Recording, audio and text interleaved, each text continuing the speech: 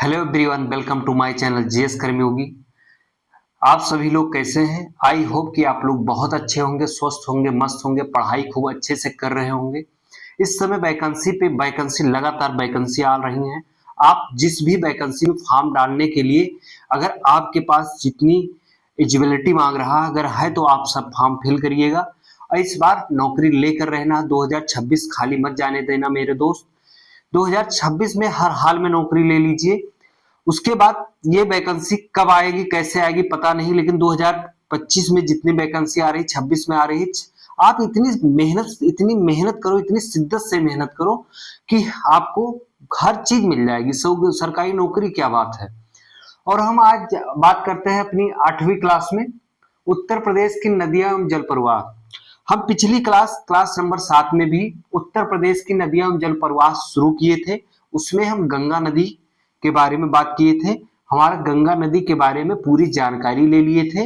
अब हम यहाँ से बात करेंगे यमुना नदी की। जो लोग पिछला ये वीडियो देख रहे हैं, पिछला वीडियो नहीं देखे हैं तो गंगा नदी के बारे में देखना है आपको, तो आप पिछला वीडियो क्लास नंबर 7 जरूर देखिएगा। क्लास नंबर 8 है। तो हम शुरू करते हैं यमुना नदी से। यमुना नदी का जो उद्गम है, यमुना नदी का उद्गम कहाँ से होता है? उद्गम उत्तराखंड से होता है। यमुना नदी का उद्गम उत्तराखंड के उत्तरकाशी में स्थित बंदर पूंछ यानी कि हिमनोत्री ग्लेशियर है। एक हिमनोत्री हिमनस से बंदर पूंछ से हुआ है। उत्तर प्रदेश में जो है यमुना नदी कहां से प्रवेश करती है? अगर पूछा जाए उत्तर प्रदेश में मैदानी भागों में गंगा प्रवेश करने से पहले मैदानी क्षेत्रों में इनकी कौन कौन सी नदी, जैसे गंगा नदी आपके मैदानी भागों में प्रवेश करती हैं, तो इससे पहले इनकी सहायक नदी कौन थी? तो आइए जान लेते हैं कौन कौन सी नदी थी। टोंस थी, गिरि थी, आसन आदि नदियां थी। लेकिन जब ये मैदानी भाग में प्रवेश करती हैं तो सबसे पहले उत्तर प्रदेश के सहारनपुर जिले में स्थित फैजाबाद नामक स्थान में प्रवेश करती हैं। ये याद रखना, है जिला नहीं है, स्थान है, सहारनपुर में है। तो उत्तर प्रदेश के सहारनपुर जिले में फैजाबाद नामक स्थान से प्रवेश करती है। आइए हम फिर जानते हैं जो सहायक नदियां कौन कौन सी हैं।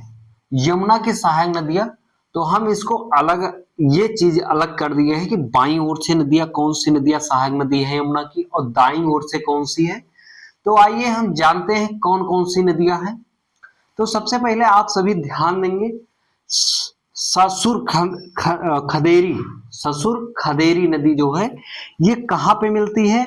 तो ये आपकी फतेहपुर में मिलती है। ये जो ससुर खदेरी नदी है ये फतेहपुर जिले में है और फतेहपुर जिले में है ससुर खदेरी नदी यमुना की सहायक नदी है। हिंडन नदी जो है नोएडा में स्थित है, नोएडा में है और ये यमुना की सहायक नदी है। दाईं ओर से मिलने वाली सहायक नदियां यमुना की कौन सी हैं? तो हम आइए जान लेते हैं वो भी दाईं ओर से कौन सी नदी है। सबसे पहले तो चंबल नदी है।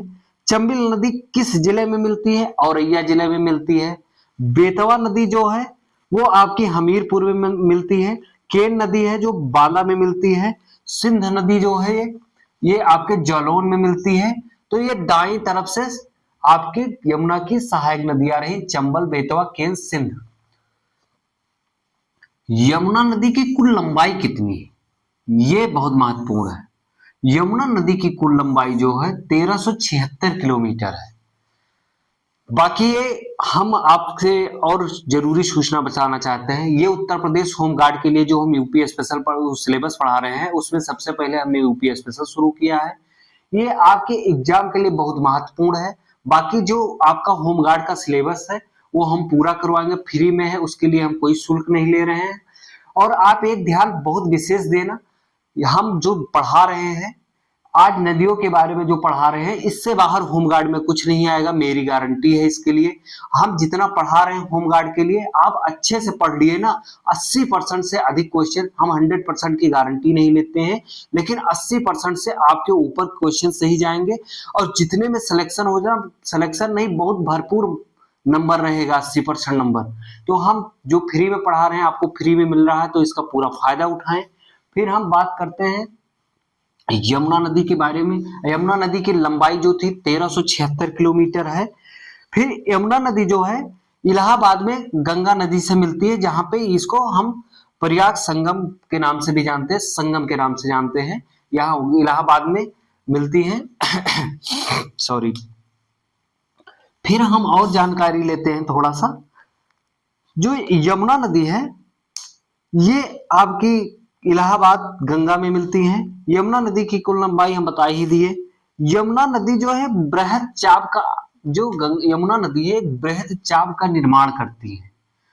तो जो बृहद चाप होता है उसका निर्माण करती है। जो क्षेत्र बहुत उपजाऊ है और इसमें कौन कौन इनके मतलब यमुना के नदी के किनारे कौन कौन शहर स्थित है, तो आइए हम जानते हैं। कौन सा? आगरा स्थित है, आगरा है, मथुरा है, इटावा है, कालपी है। ये इतने शहर जो हैं वो यमुना नदी के तट पर स्थित हैं। फिर आइए हम जानते हैं रामगंगा नदी के बारे में। रामगंगा नदी का जो उद्गम है ये उत्तराखंड के पौड़ी गढ़वाल के दूधा तोली पर्वत से होती है। रामगंगा नदी का उद्गम उत्तराखंड के पौड़ी गढ़वाल दूधा तोली पर्वत से होती है।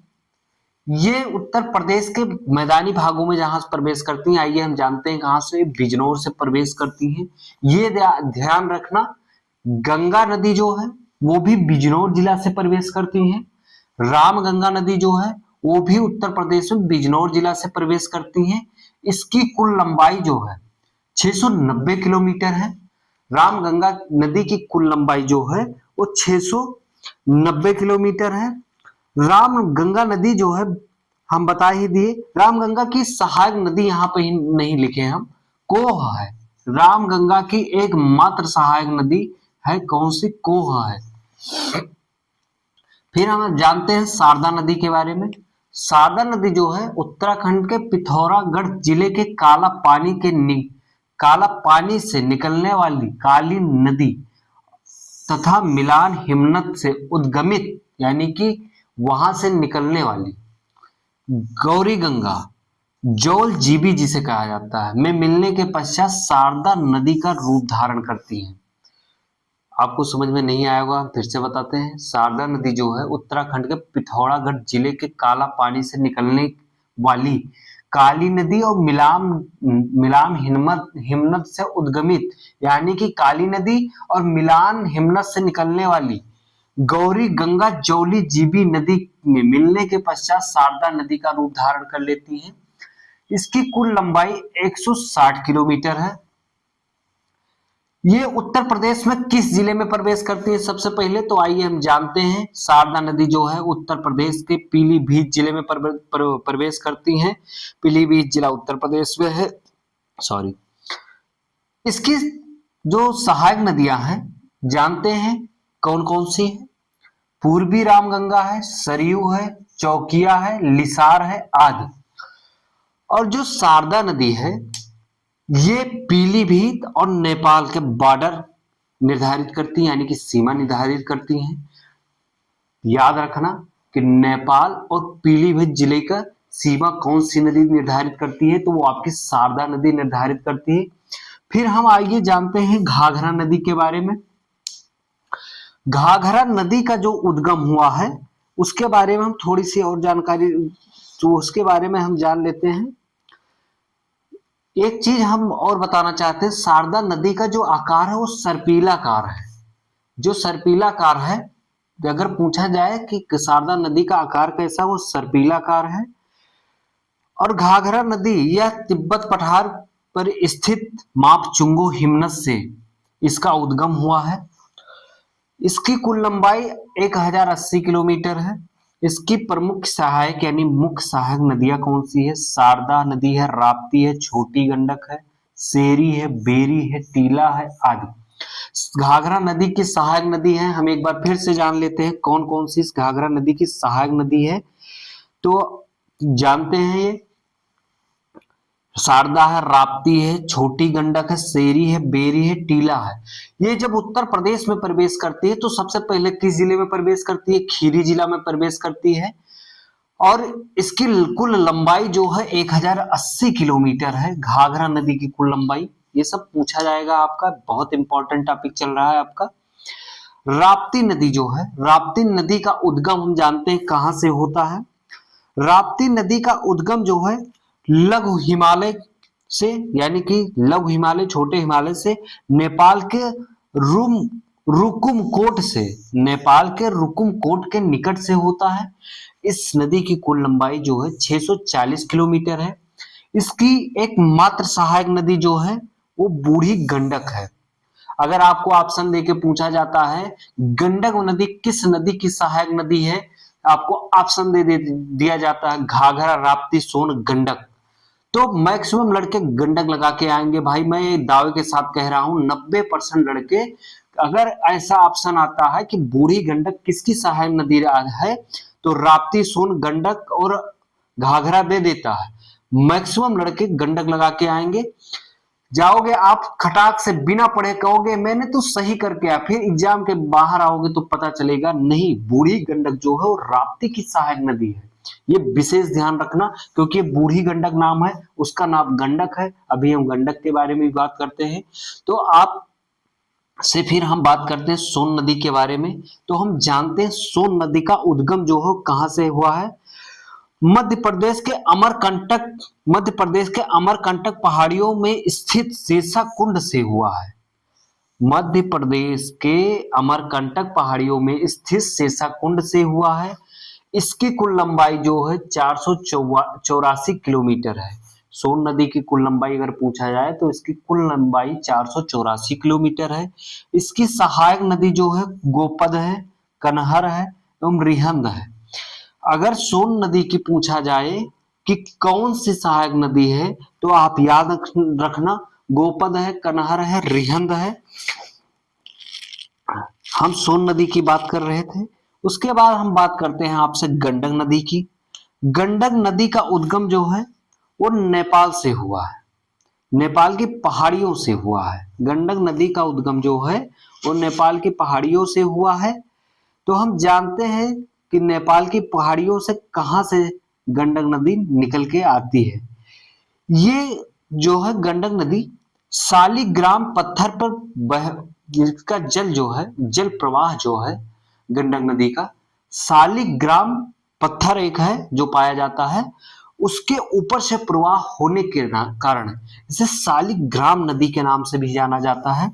इसका उद्गम हम कई बार बता चुके, नेपाल की पहाड़ियों से होता है। इसकी कुल लंबाई 425 किलोमीटर है। इसकी सहायक नदी काली है एवं त्रिशूल है। गंडक की सहायक नदी जो है काली है, त्रिशूल है। आपको अगर स्पष्ट नहीं दिखाई दे रहा होगा तो शब्दों पे विशेष गौर करिएगा। क्लास 1 से 2 बार जरूर देखिएगा, आपको बहुत समझ में आएगा। बाकी हम फिर बात करते हैं चंबल नदी की। चंबल नदी कहां से निकलती है तो चंबल नदी का जो उद्गम होता है वो आपके चंबल नदी मध्य प्रदेश के इंदौर जिले के निकट से जावा पाव पहाड़ी महू के पास से उद्गमित होती है।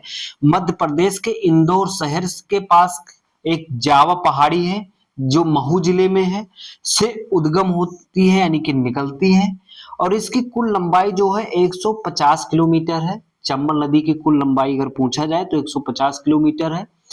चंबल नदी और नलिकाओं का निर्माण करने के लिए बहुत बहुत प्रसिद्ध है। ये बहुत कुख्यात है। कुख्यात जो है, प्रसिद्ध और कुख्यात में फर्क होता है।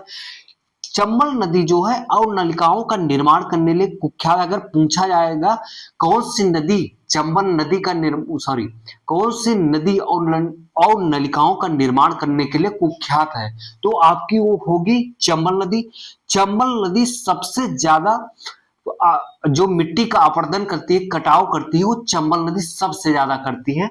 और सबसे उत्तर प्रदेश में सबसे ज्यादा चंबल नदी किस जिले में कटाव किए हैं और नलिका अपरदन का निर्माण किए हैं तो वो आपका इटावा जिला होगा। उसके बाद आपका होगा आगरा।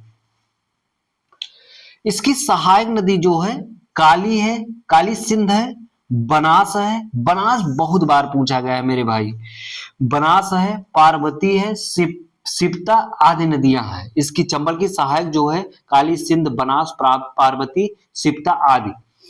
बेतवा नदी जो है, हम अब बेतवा नदी के बारे में जानते हैं। बेतवा नदी आपकी बहुत फेमस नदी है, आप सबको इसके बारे में कुछ ना कुछ पता होगा। संस्कृत में इसको बेतवा को बेत्रवती के नाम से जाना जाता है।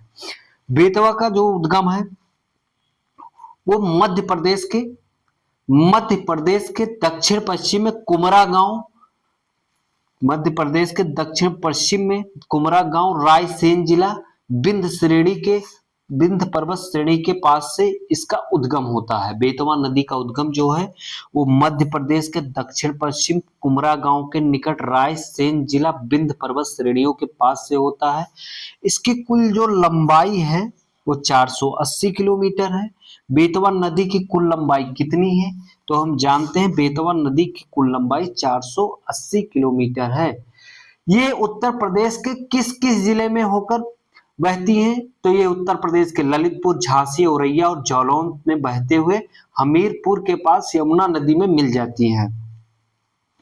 फिर हम बात करते हैं आखिरी और अंतिम नदी उत्तर प्रदेश की महत्वपूर्ण गोमती नदी के बारे में। गोमती नदी का जो उद्गम है पीलीभीत जिले के फुलहर झील से हुआ है। इसकी एकमात्र सहायक नदी है जो प्रसिद्ध है, सई है। इसकी कुल लंबाई जो है वो 940 किलोमीटर है। अगर पूछा जाता गोमती नदी के किनारे किस प्रदेश की राजधानी स्थित है, तो आपको ऑप्शन में दिया जाता है उत्तर प्रदेश, मध्य प्रदेश, बिहार, झारखंड। भाई यार आप बिना सोचे तुरंत लगाएंगे उत्तर प्रदेश। उत्तर प्रदेश की राजधानी लखनऊ न जाकर नफाजत का शहर लखनऊ जो है वो लखनऊ शहर जो गोमती नदी के किनारे स्थित है। जौनपुर जो है वो भी गोमती नदी के किनारे स्थित है। बाकी हमने जो उत्तर प्रदेश की नदियों की बात की है यहाँ पे, आपके होम गार्ड के परीक्षा में हम दावे के साथ कहते हैं इससे ज्यादा कुछ नहीं पूछा जाएगा। बाकी आप सभी लोग हमारी क्लास ऐसे देखते रहें, बने रहें और क्लास को अधिक से अधिक लोगों के पास शेयर करें, सब्सक्राइब करें, लाइक करें, बेल आइकन को जरूर दबाएं। और हम आप सभी लोगों के लिए फ्री में क्लास जो दे रहे हैं, तो आप सभी लोग अधिक से अधिक फायदा उठाइए मेरे दोस्त। और फिर हम चलते हैं। धन्यवाद, जय हिंद। आप सभी स्क्रीनशॉट ले लेना।